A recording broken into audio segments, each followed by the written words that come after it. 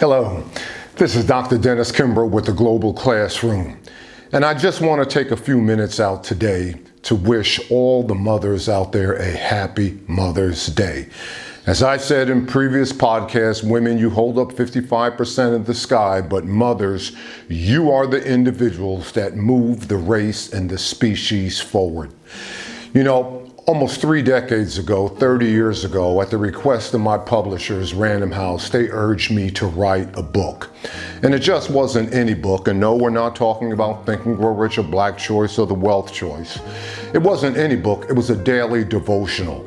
And I wasn't feeling the vibe at the time. And then I finally acquiesced. And I told my publishers, if you want me to write a daily devotional, I want to write it the way that I want to. And they said, sure, have at it. How in the world do you want to write it? I said, well, number one, I want to use a quote from a Black achiever. Number two, I want to title every page. And number three, I want to move, a story, something that's emotive, something that inspires the reader.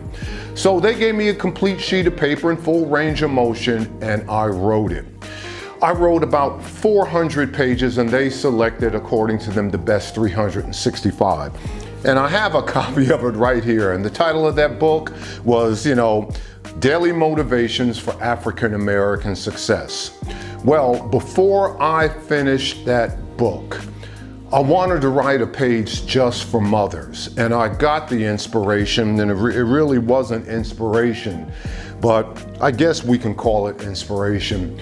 My mother never had an opportunity to hear me speak or to see me speak in her lifetime. She passed right after Think and Grow Rich, A Black Choice was released. In her final days, she was battling terminal cancer, and me and my brother placed her in a hospice because she needed 24-hour care. And after class, after my last class on Thursday, I would get on a plane and fly back to New Jersey from Atlanta, Georgia, to spend that weekend with my mother. And as soon as I would get in the hospice, I would just sort of take my shoes off and either sit on the edge of the bed or lie on the bed with my mother. She had tubes going through every inch of her body, and she didn't even know that I was in the room. But it was in that room, in her final day, that I wrote down, what she really meant to me and what she did for me and what mothers do. And the title of that page was called Soul Survivors. I basically have that page memorized in my mind. And I tell this story about a 30-year-old mother who was overtaken with terminal cancer. And she visited 2 doctors, and one doctor advised her to spend her remaining days on the beaches of southern Florida enjoying herself. But a second physician gave her the hope of living 1 to 2 more years with the grueling side effects of chemotherapy and radiation treatment. And she made her decision and then wrote a letter to her children telling her, I've made my decision to try to survive for you. This choice will have some horrible costs, including pain, loss of my sense of humor, and moods I won't be able to control. But I must try to bear this, if only on the outside chance that I might live 1 minute longer. And that minute could be the one which you might need me the most. For this I intend to struggle tooth and nail, so help me God. Well, she sent that letter to her 3 children. And she said, I've chosen to try to survive for you. Well, that's what mothers do. And mothers, you are the only people. You are the only gender that asks the most important question in the universe. And what is that question? That question is, what about the children? Well, each of us are here because someone chose to survive for us. Maybe it was a mother, a father, an uncle, grandmother, grandfather, or even a great-grandparent. But somewhere, somehow, somebody chose to survive for us. Someone chose to endure the beatings, withstand the lynchings, undergo the hardships, swallow their pride, turn a cheek to the degradation, sustain the poverty, tolerate the inequities, look past the injustice to survive for us. We owe it to ourselves as well as the next generation to carry that baton that has been given to us by our mothers, and that's why I salute all the mothers today. Mothers, you asked that question, what about the children? And you doubt me? I mean, go ask any firefighter. Here I am in Atlanta, Georgia, and you can tell today is casual. Why? Because my oldest daughter, she and her family flew down to New Jersey, going to hook up with her two sisters, and literally, I'm about to walk out to the house and go to a Mother's Day brunch. So this is why I'm wearing the quote unquote corporate casual. But again, going back to the statement, what about the children? Here we are in Atlanta, Georgia.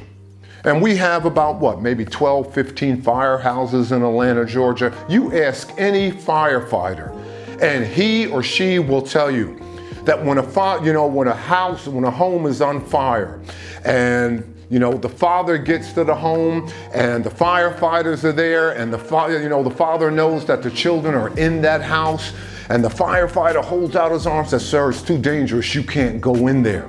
And the father says, "But my children are in the house." He says, "Sir, it is too dangerous. You cannot go in there," and bars the father from going in the house. What does the father do? He cries, he hangs his head, and he walks away. But you let the mother get to that house.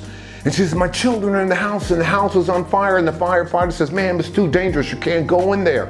She says, "But my kids are in there." "Ma'am, it is too dangerous. You can't go in there." Well, what does the mother do? The mother pushes the firefighter's arm aside and walks into that home. You doubt me?